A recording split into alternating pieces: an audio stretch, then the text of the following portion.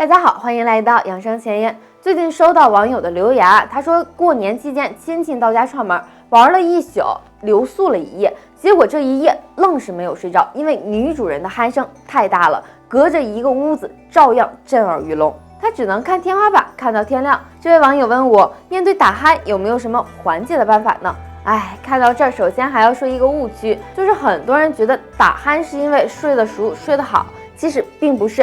打鼾对人身体有很多的危害的，想要缓解打鼾，大家可以选择合适的枕头和床垫，比如枕头选的低一点，床垫也不能特别软，这样具有一定的缓解打鼾的作用。还需要注意的就是睡眠的姿势，右侧卧睡眠姿势是科学证明最健康的睡眠姿势，这样睡觉不仅对身体好，还能缓解打鼾。还有一点就是肥胖，肥胖是很多人打鼾的主要原因，所以一定要控制好自己的体重没事多喝点冬瓜荷叶茶这种促进代谢的养生茶。肝是人体重要的解毒器官，能够帮助人体排出多余的毒素。肝不好的人身体会有一红两黄的表现。下面我们一起来了解一下，这一红就是眼球出现红血丝。当人体长期的肝火旺的时候眼部也很容易会出现红血丝的情况，这就是火气旺的一种表现。还有两黄这第一黄就是皮肤变黄。如果你发现自己最近的皮肤总是会出现暗沉发黄的情况，即使用了很多的护肤品也很难去改善。其实当人体肝脏功能受到损害的时候肝脏部位的胆红素会流失到血液里面，这时候血液中的胆红素的浓度就会逐渐的升高，从而导致皮肤出现暗黄的情况。这第二个就是尿液发黄，像浓茶的颜色一样。人体正常的尿液颜色是淡黄色的，如果是憋尿的话，尿液的颜色会稍微深一些。但是如果尿液的颜色像浓茶一样的黄，这可能就是人体的肝脏功能受到了损害。多余的毒素堆积在体内，就会导致尿液的颜色发生异常。肝是一个没有痛觉神经的器官，所以我们更要好好的去关注它的。很多家长抱怨说孩子不吃饭不长个，这种情况多数和脾胃不好有关。冬天是调理身体的好季节，想要调理脾胃就让孩子多做3件事情。这第一个就是让孩子多运动。孩子脾胃不好和自身的免疫力低也有关系。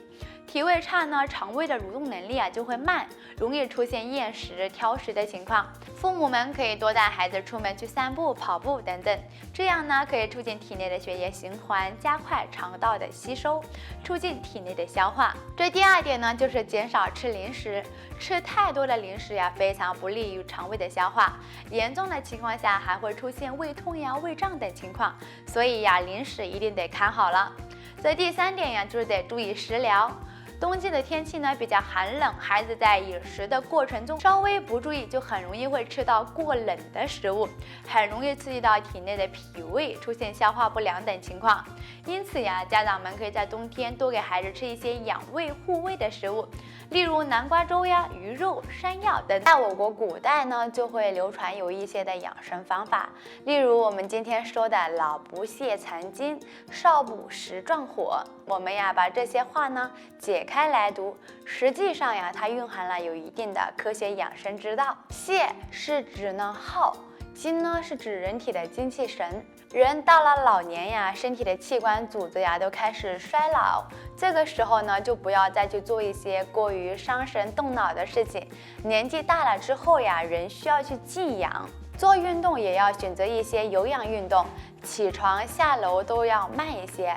少不时壮火，这又是指什么呢？年轻人身体强壮，体内的阳气旺盛，已经不需要过多的进补了，所以越是年轻越不需要大补之物。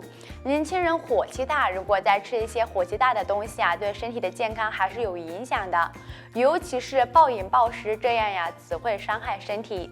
我们在每个不同的年龄阶段都有不同的养生方法，我们应该顺应自然才是大道至简的。以后由于气温的降低以及气候的干燥，会让我们的身体的免疫力逐渐的下降，也会给各种的病菌入侵制造了机会，导致感冒流感的发生。在这个季节我们在生活中做好3件事情来预防流感。这第一呢，就是避免过度的熬夜。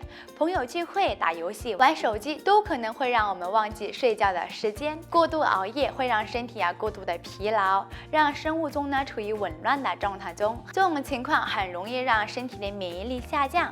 因此我们一定要保证好充足的睡眠，一天7到8个小时的睡眠时间不能少。这第二就是得注意保暖。冬天的早晚温差很大，我们出门的时候呢，一定要做好保暖的措施。出门在外一定得记得加一件外套哦。这第3点呢，就是得注意调节饮食。冬天的气温低，胃口呢也会更好一些，就会吃一些高脂肪、高热量的食物。这时候我们一定得要控制好自己的嘴巴，保持饮食清淡，多吃一些瓜果蔬菜来增强免疫力。好了，以上就是今天的全部内容，喜欢别忘了点关注。